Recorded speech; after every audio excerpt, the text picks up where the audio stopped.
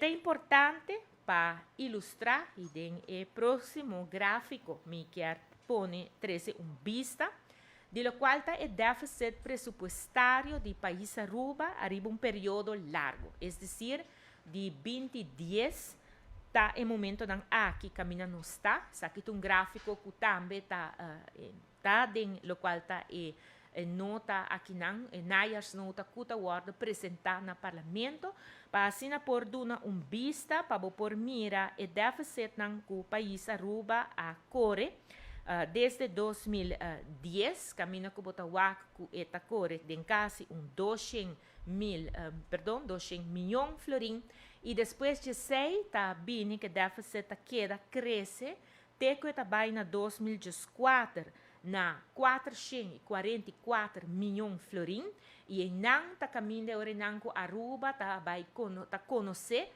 supervisão financeira de CAF para motivo tá com déficit não abai for de man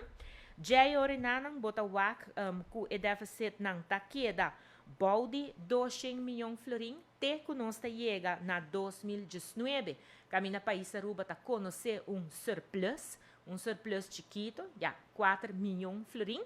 e depois nós estamos aqui com a pandemia, está assim com o país Aruba, caminha com o país Aruba está conta com um déficit de 1028,8 milhões de florim, pois 1 bilhão é déficit também, pois buraco hobby grande. Depois se orenang botawaku ano passado 2021 está reduzido aqui na 585,5 milhões de florim e agora que não ne ano aqui é também na 148,2 milhões de florim. E último que não tá bom para mencionar para sobre o debate público, houve viaja tá agora de maneira que se está mal manejo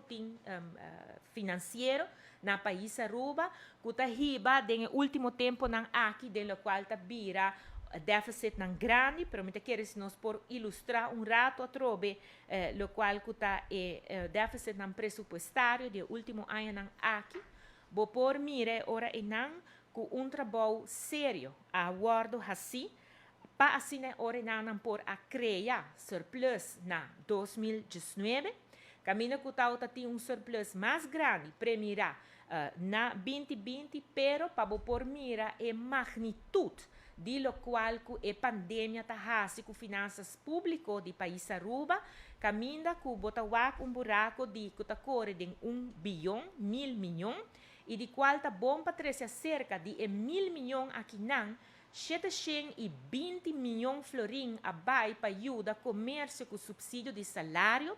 e 300 e pico milhões que resta abai para ordenar por acaparar e entrada que o país Aruba a perde dor que no momento não é Aruba estava a cerrar, é decir, nos turismo estava a full plat, nós não estava a ter fundo não necessário que nós está normalmente e depois se ordenaram botawaco e ano seguinte hora que Aruba está começando a sair fora da situação de pandemia caminha também ordenam